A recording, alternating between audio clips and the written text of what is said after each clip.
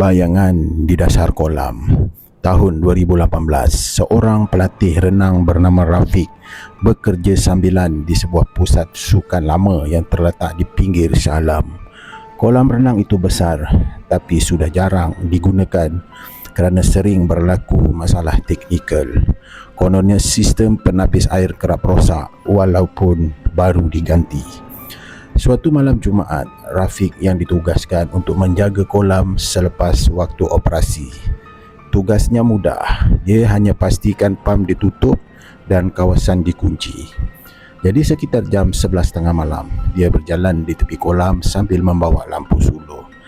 Air tenang, tapi permukaannya kelihatan berombak perlahan, seolah-olah ada seseorang sedang berenang di bawah dia. Dia menyalakan lampu ke tengah kolam kosong, tapi kemudian dari dasar air yang jernih, dia ternampak bayang tubuh wanita yang berambut panjang mengapung perlahan. Matanya terbuka luas memandang ke atas. Dia terkejut dan hampir terjatuh. Bila dia pandang semula, tiada apa-apa. Dia cuba yakinkan diri itu cuma bayangan cahaya.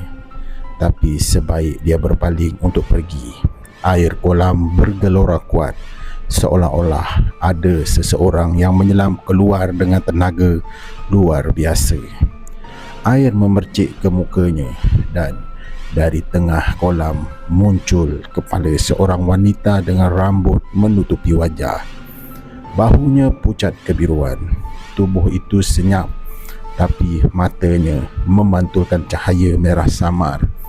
Rafiq menjerit dan cuba lari, tapi bunyi air diseret terus mengekorinya.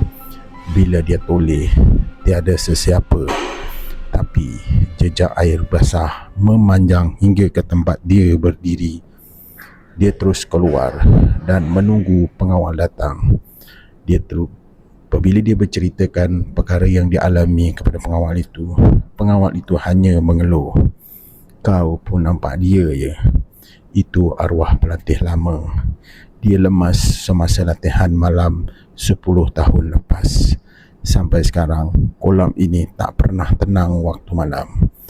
Air tu belum tenang. Dia masih lapar. Rafiq terus berhenti kerja keesokan harinya setelah dia mendengar cerita daripada pengawal itu. Sekian. Jika anda sukakan cerita-cerita seram begini, jangan lupa follow channel Yuzi Apai. Terima kasih.